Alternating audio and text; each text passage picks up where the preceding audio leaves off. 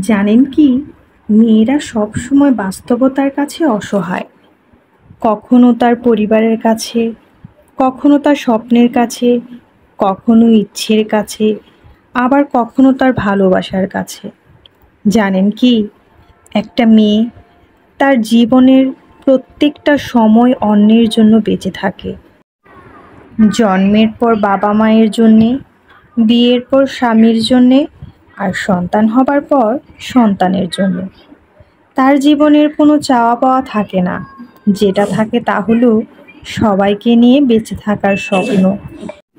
মেয়েরা পারে না তার ইচ্ছে মতো চলতে, পারে না তার ছোট ছোট স্বপ্নগুলোকে পূরণ করতে, পারে না কাউকে ভালোবেসে সুখে থাকতে। যদি বাবা মায়ের কথা মতো চলে তাহলে সে খুব ভালো মেয়ে, আর যদি বাবা মায়ের অবাধ্য হয়ে চলে তাহলে সে খুব খারাপ। ভালোবাসার মানুষের হাত ধরে চলে গেলে ভালোবাসার মানুষটির কাছে সে খুব প্রিয়, অথচ তার কাছে না গিয়ে যদি পরিবারের কথা মতো চলে তাহলে সে বেঈমান, স্বার্থপর। শুধুমাত্র একটি মেয়েই জানে এই সমাজে চলতে হলে তাকে কত বাস্তবতার সাথে যুদ্ধ করতে হয়।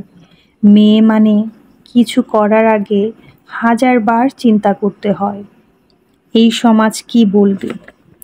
মেয়ে নামক শব্দটির অর্থ এক একজনের কাছে এক এক রকম। কারোর কাছে প্রতারক, কারোর কাছে বিশ্বাসঘাতক, আবার কারোর কাছে স্বার্থপর। আসলে মেয়েরা স্বার্থপর, প্রতারক, বিশ্বাসঘাতক কোনো কিছুই না। মেয়েরা যদি প্রতারক হতো তাহলে কোনো সন্তানই এই পৃথিবীর মুখ দেখতো না। আমার এই কথাগুলো আপনাদের কেমন লেগেছে অবশ্যই কমেন্ট করে জানাতে পারেন। সত্যি বলতে মেয়েদের জীবন আসলেই অনেক কষ্টের। মেয়েদের নিজের কোনো বাড়িও হয় না। বিয়ের আগে হচ্ছে বাবার বাড়ি, আর বিয়ের পরে হচ্ছে শ্বশুর বাড়ি। আমার এই কথার মধ্য দিয়ে আমি কাউকে ছোট করতে চাইনি। তারপরও যদি কারো মনে কোনো কষ্ট পেয়ে থাকেন আমাকে অবশ্যই ক্ষমা করবেন।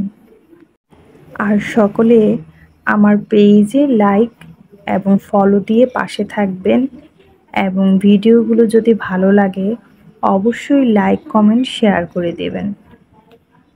সকলের সুস্থতা কামনা করছি। অবশ্যই সকলে ভালো থাকবেন, আর আমার ভিডিওটি বেশি বেশি দেখবেন। আমার ভিডিওটি ধৈর্য সহকারে দেখার জন্য প্রত্যেককে অসংখ্য ধন্যবাদ জানাচ্ছি। ভালো থাকবেন সকলে।